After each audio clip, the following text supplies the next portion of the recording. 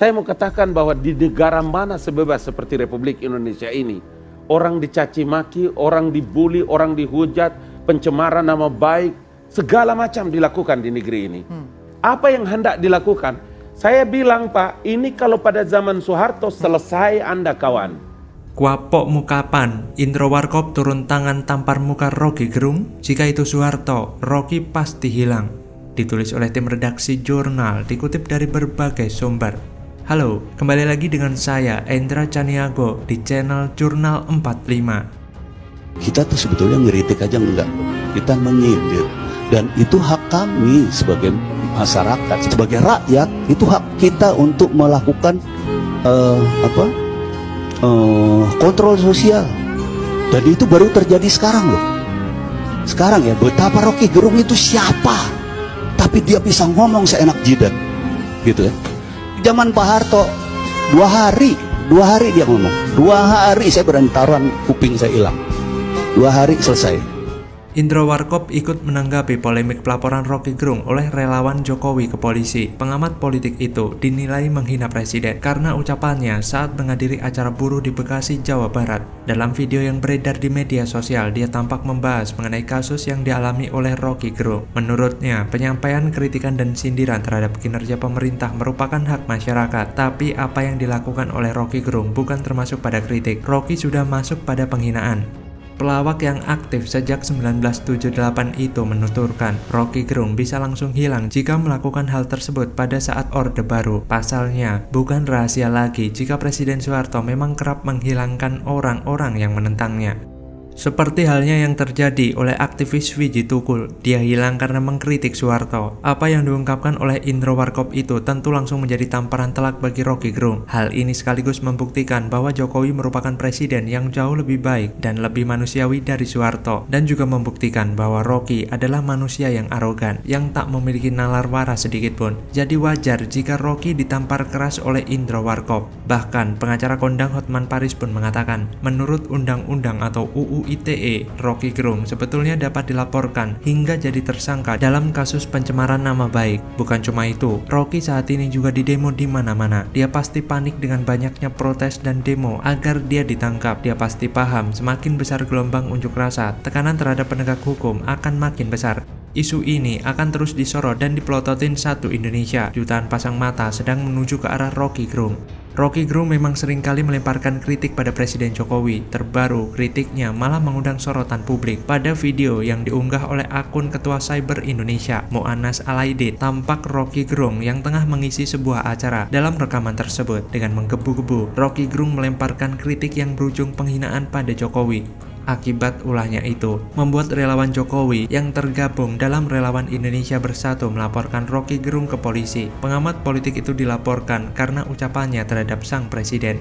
Laporan tersebut diterima Polda Metro Jaya dengan nomor LP-4459-Romawi 7-2023 Polda Metro Jaya tertanggal 31 Juli 2023. Rocky Gerung dilaporkan atas dugaan penghinaan terhadap Jokowi. Laporan tersebut dibuat karena kegaduhan yang ditimbulkan atas ucapan Rocky Gerung yang dinilai menghina Jokowi. Para relawan menilai apa yang disampaikan itu membuat seluruh negeri terganggu. Isu-isu ini nyata-nyata memang sudah membawa situasi yang tidak baik. Harusnya Rocky bisa memberikan tauladan kepada anak cucu karena akan membawa presiden yang kurang baik di masa yang akan datang. Maka dari itu wajar jika publik banyak yang berang agar aparat penegak hukum bisa mengambil langkah tegas dan tidak membiarkan pernyataan yang menyerang seorang kepala negara. Karena jika dibiarkan, di masa mendatang, memaki kepala negara bisa dianggap sebagai hal yang wajar karena tidak ada ketegasan dalam menindak tegas pelaku penghinaan.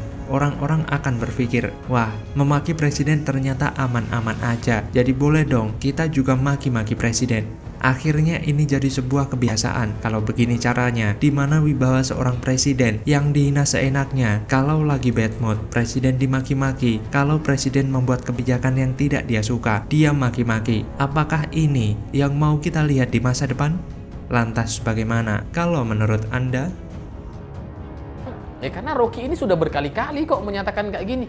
Tapi penghinaan, bajingan, tolol, dan pengecut kayaknya itu sudah mengusik atau dianggap melampaui batas dari kewajaran yang sudah kita sepakati bersama. Tiga ya, kayaknya Rocky akan selesai kali ini gitu.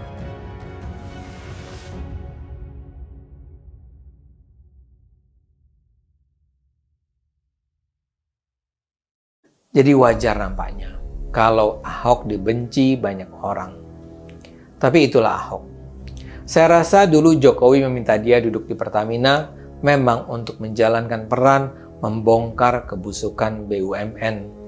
Dan itulah yang sekarang dia lakukan.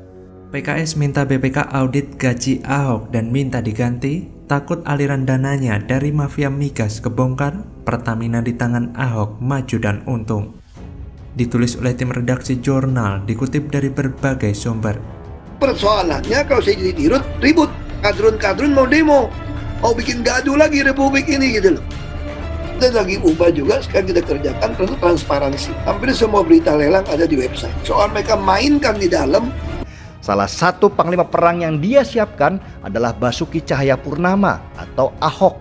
Halo, kembali lagi dengan saya, Endra Caniago, di channel Jurnal 45. Anggota Komisi 7 Dewan Perwakilan Rakyat atau DPR RI, fraksi Partai Keadilan Sejahtera atau PKS, Mulyanto, meminta Badan Pemeriksa Keuangan atau BPK mengaudit struktur gaji serta tunjangan Komisaris Utama Pertamina, Basuki Cahayapurnama alias Ahok, yang ditaksir hingga miliaran rupiah per bulan. Mulyanto menyebut audit tersebut wajar dilakukan untuk menghindari polemik di masyarakat. Dia menilai BPK perlu memeriksa apakah penetapan besaran gaji Ahok selama ini sudah sesuai peraturan perundangan yang berlaku.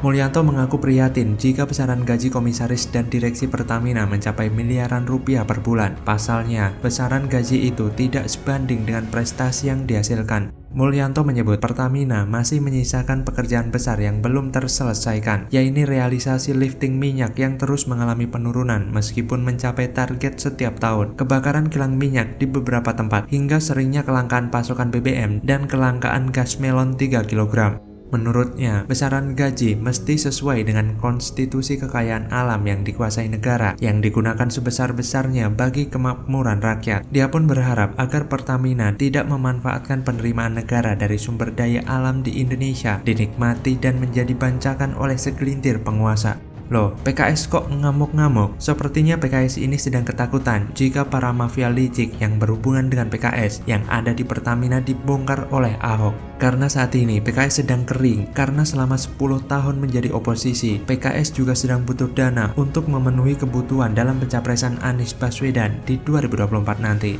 Maka dari itu, wajar jika PKS kepanasan dan meminta Ahok dicopot dengan menebar fitnah yang tidak berdasar pada Ahok. Padahal itu semua sudah dijelaskan oleh Menteri BUMN Erick Thohir. Erick buka-bukaan soal alasan kenapa Basuki Cahayapurnama alias Ahok sampai saat ini masih tetap dipertahankan posisinya sebagai Komisaris Utama PT Pertamina atau Persero.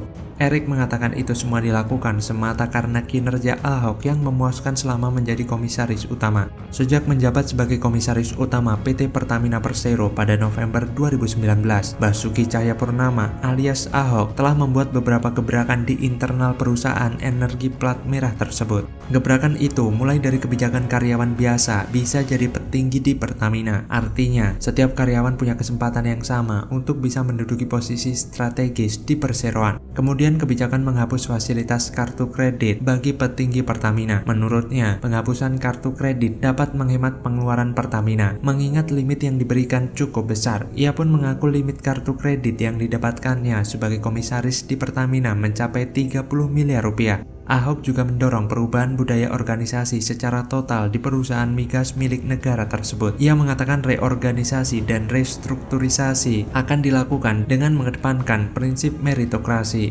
Lewat prinsip itu, kedepannya setiap karyawan di Pertamina punya kesempatan yang sama untuk menjadi petinggi di perusahaan tersebut. Selain itu, Ahok juga mendorong transparansi bisnis di perusahaan tersebut. Salah satunya dengan memberikan akses informasi operasional melalui website resmi perseroan. Hal itu disampaikannya lewat akun resmi Twitternya @basuki_btp pada Rabu 12 Februari 2020 lalu. Ia berharap bahwa masukan dan saran bisa diberikan oleh masyarakat demi pelayanan Pertamina ke publik. Dan semenjak Ahok menjadi petinggi Pertamina, PT Pertamina terus mengenjot produktivitas minyak dan gas bumi atau migas dengan memacu kegiatan usaha di sektor hulu. Bahkan berdasarkan rapat umum pemegang saham Rabu 8 Juni 2022, Pertamina membukukan laba bersih 29,3 triliun rupiah pada 2021. Ini menandakan bahwa ada efek positif dari adanya Ahok di Pertamina, bukan seperti yang diungkapkan oleh PKS pendukung Anies yang secara membabi buta menyerang Ahok dengan fitnah keji. Lantas bagaimana kalau menurut Anda?